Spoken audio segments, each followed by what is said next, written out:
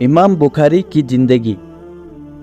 आपका पूरा नाम मोहम्मद बिन इस्माइल बिन इब्राहिम था, लेकिन आप इमाम बुखारी के नाम से ऐसे मशहूर हुए कि आपका पूरा नाम बहुत कम लोग ही जानते हैं। आप 13 सव्वाल 194 हिजरी में जुमा के दिन नमाज के बाद दुनिया में तशरीफ लाए। बचपन में ही आपकी आंखों की रोशनी चली गई थी। यह देखकर आपकी माँ को बड़ी तकलीफ हुई और वह हर वक्त रो रो कर आपकी आंखों की रोशनी के लिए अल्लाह से दुआ करती रहती थी।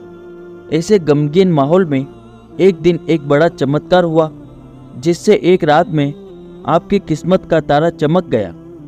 हज़रत इब्राहिम अलैहिस्सलाम आपकी माँ के ख्वाब में तशरीफ़ लाए और फरमाया, अल्लाह पाक ने तेरी दुआ कबूल फरमा ली है और तेरे बेटे की आंखों में रोशनी अता फरमाती है।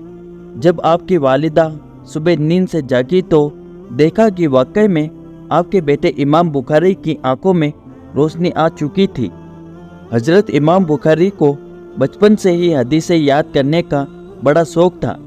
यह देखकर आपकी माँ ने आपको हदीसों का पाठ पढ़ाना शुरू कर दिया। 10 साल की उम्र में आप इस कदर माहिर हो चुके थे कि जो भी हदीसें सुनते उन्हें मुँह जुबानी याद फरमा लिया करते। इस उम्र के दौर में आप हजरत इमाम दाखिली की खिदमत में जाया करते थे, जिन्होंने आपको हदीसों के बारे में और पढ़ाया।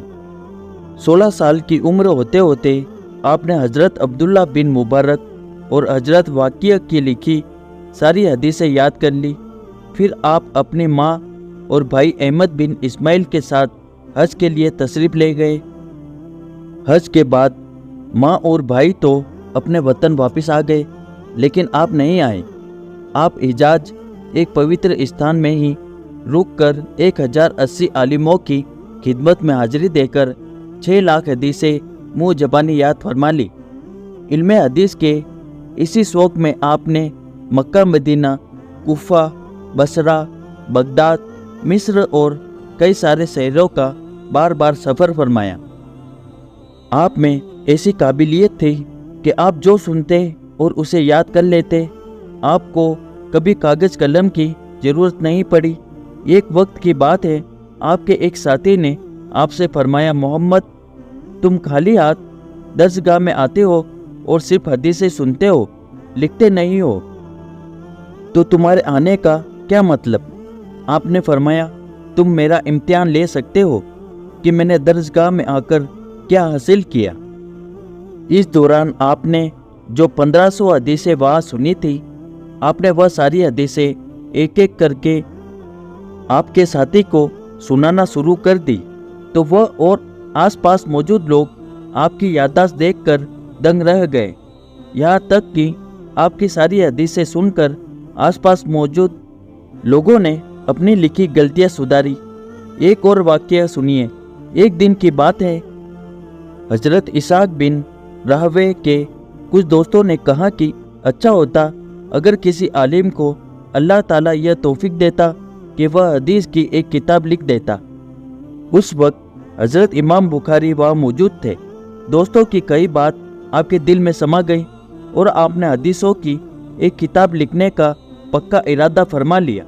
चुनांचे आपने अपनी याद की हुई 6 लाख हदीसों में से 9082 हदीसें 16 सालों की सख्त मेहनत के बाद एक किताब की शक्ल में तहरीर फरमाई, जिसे आज बुखारी शरीफ कहा जाता है। यह काम आपने मस्जिद नबी में मिंबर रसूल और रोजे रसूल के बीच जन्नत की क्यारी में बैठकर अंजाम दिया। आप उस वक्त हदीस शरीफ लिखने से पहले गुस्ल फरमाते, 2 रकात नमाज अदा करते और फिर हदीस शरीफ लिखते। इसी खुलूस का नतीजा है कि आपकी यह किताब पूरी दुनिया में मशहूर हो गई और आज भी पढ़ी जाती है। आप बड़े खुददार किस्म के इंसान थे। बुखारा एक जगह के हाकिम खालिद बिन अहमद ने आपको हुक्म दिया कि आप शाही महल में आकर शहजादों को बुखारी शरीफ और दूसरी मजहबी किताब पढ़ाया करें। आपने फरमाया, मैं इल्मे हदीस को जलील नहीं करना चाहता। आप अपने बच्चों को मेरे दर्स का भेज दिया करें। मैं वही उन्हें पढ़ा दूंगा। बुखारा के हाकिम खालिद बिन अहमद ने फरमाया, ठीक है, लेकिन जब तुम शहजादों को पढ़ाओ तो उस वक्त और कोई पढ़ने वाला नहीं होना चाहिए। आपने फरमाया, इल्म तो सभी के लिए है, इसको हासिल करना गरीब अमीर का हिस्सा है।